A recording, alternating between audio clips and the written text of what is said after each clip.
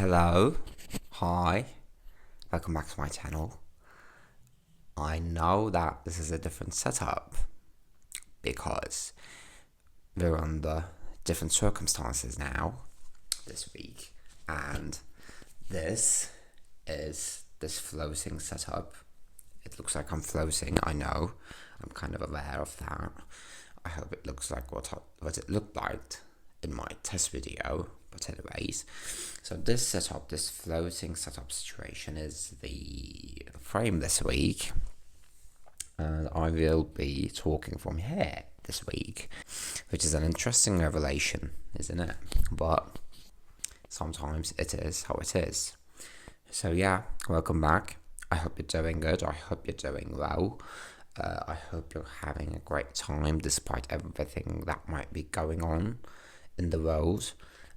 I'm okay. I'm better. Actually, the September kind of actually tried to kill me, but it didn't.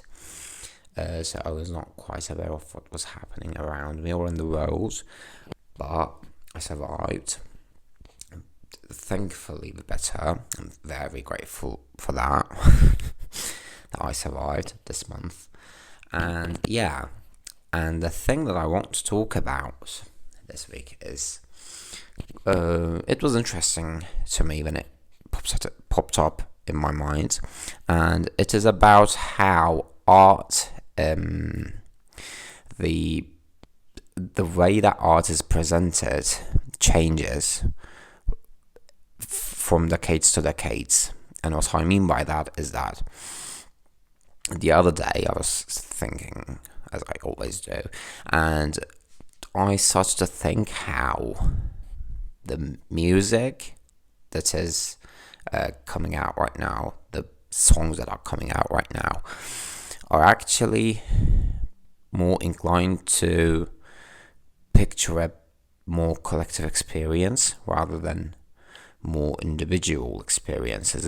And also, even though some pieces and some works represent some individual experiences, the message of the experience is quite collective, and the message is trying to be as, the aim of the message is trying to be as widespread as possible. It seems to me, at least, how it seems to me. The problems, the experiences that are discussed in some of the pieces, some of the artworks, are more representative of the collective perspective of some situations, and that made me think a little about this, because from what I understand, in late 90s, early 2000s, the songs were more individual, and the experience didn't have to be collective. It just, if the beat was good, then the song was apparently good, and everyone liked it apparently. So there were not, in some genres there might be more connection, there might be more aimed connection there, but in general, or in mainstream pieces, what it seems like, from, because I was a child back then, so I cannot talk about this from a first-hand experience, but what it seems like looking back now, some of the most popular songs from that time are more individual experiences that are not experienced by everyone. It's just more like a one-time experience that someone goes through, and they just want to talk about it apparently, and then that song becomes a mainstream trend, and everyone starts to talk about it. But if you think about it, the songs that are coming out right now, for example, what comes to my mind is like Sabrina Carpenter, and how she's talking about her love life, and how she's presenting these stories that are personal and personal stories and her individual experience, but at the same time, these stories are also quite a good representation of the perspective of the general population on men, if that makes sense, especially heterosexual men. How she's talking about these situations and how she's talking about these people is quite it's quite representative of the collective idea of a relationship right now, even though her expressions and her style is quite unique and on her own. The stories and the main idea behind the pieces is quite collective right now. And then after thinking about this might not be true. This is just an idea. This is just an opinion. I didn't do any research on this, obviously. But it seems like there might be some truth behind this, or it feels like there might be some truth behind this. Then I started to think about it, and I kind of thought about how this trend would be throughout history, especially in 20th century. I talked about the 21st century, and if you look at the trends in 20th century, you would see, in my opinion, you would realize that the art pieces and the songs that came out in 1920s were more from individual stories, and that changed in 30s and 40s to more the art pieces were quite interesting in those times, as some very interesting happenings were happening in those times. But those art pieces then were more of a collective perspective again. It was more of a wish of a single mouth that is made up of all the people that are living, if that makes sense.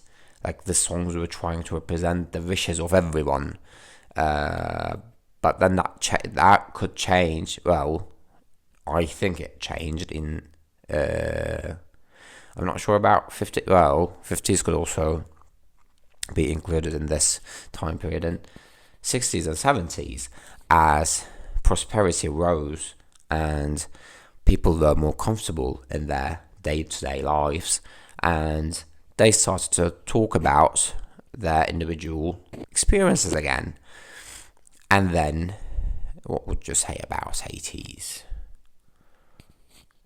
Well, up to some point, I think. Well, so the 60s and 70s, the 70s might be the different, might be the odd one out here, because the message then started to go back to a little bit. I don't think it was as much of a collective perspective like 30s and 40s, but it started to get inclined towards that collective perspective again in the 70s, I think, as people were trying to bring these messages to a wider population, a wider audience, and get everyone involved in these things, in these stories, and these experiences, as some of the happenings were happening again. There were quite a lot of happenings around the world all the time. So, yeah. And then in 80s and 90s, I think could be more like an individual eras. So, yeah. And then after that, especially at the end, like in late 2000s, everything was quite messed up, and we started to lose the meaning in the lyrics, and we just started to dance and party at that time, apparently, because, well, everyone was trying to distract themselves from some of the happenings again, because some of the happenings were quite devastating and quite influential in day-to-day life. So yeah, I thought that this was quite interesting, and I think you can, if this, with holding this as a truth, this statement that art pieces change their intended audiences from time to time, I think we can extend the time period of this fact all the way back to as far back as human history, I think. Because if you think about some of the classical pieces of music and of paintings, you could also see that in sometimes the stories of those artworks were quite individual, and in other times it was more about the collective experience of the people, and I find that quite interesting. It is quite interesting that as humans we try to find ways to express ourselves and our opinions, and we choose our mediums as accordingly.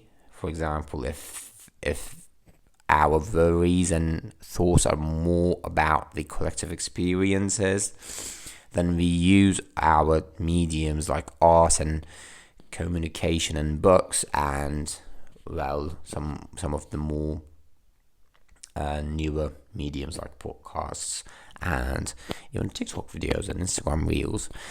We use those to express those worries and thoughts.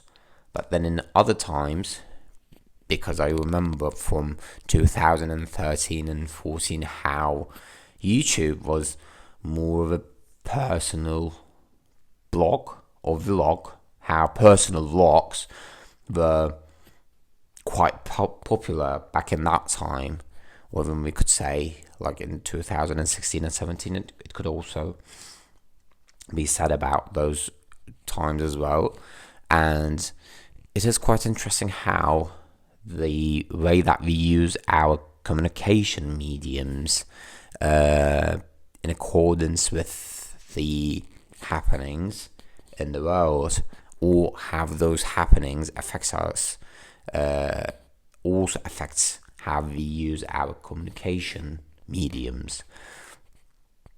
And I thought that this was quite interesting, and yeah, I thought that this was worth talking about, as some of those happenings that are happening right now again are quite influential in day-to-day life. And I think it is quite safe to say that it is such a good thing that people are using the mediums that they have, the communication mediums that they have. They use those for the better of people. In a way, everyone thinks that better is different from other people. Everyone thinks that better should be one thing or the other. But at least there's an effort there, and that's quite. We could at least we could give a star for that effort. A for effort for that there. That was a sentence. And I hope these dialogues that are happening through art, books, videos, podcasts, whatever might be, even like real dialogues that are happening between people, take us somewhere and let us be more prosperous again, so that we can talk about our individual experiences again. That is my wish for the day or for the week. So there you go. So yeah, this was it for this week. Thank you for listening to my speech in this weird setup. So yeah, if you like this speech in this weird setup, you can drop a like down below. That would let me know that you like this video, and also you can write down any of your opinions and thoughts down in the comments so that we can have a discussion down there. I would like to hear your opinions, but please let's be respectful. And if you did not like this video, that's okay. You can check my channel and see if my other videos are your style of video. And you could also subscribe to my channel to see if my future videos are your style of video. And if you like this video, you can still, again, subscribe to my channel. You can watch my old videos to entertain yourself a little more. Since you found a video that entertains you, there are more videos like this on my channel. You could entertain yourself a little more with those ones. And what else? Take care of yourselves. Most importantly, actually, take care of yourselves. And yeah, that's it for this week. See you then. Bye.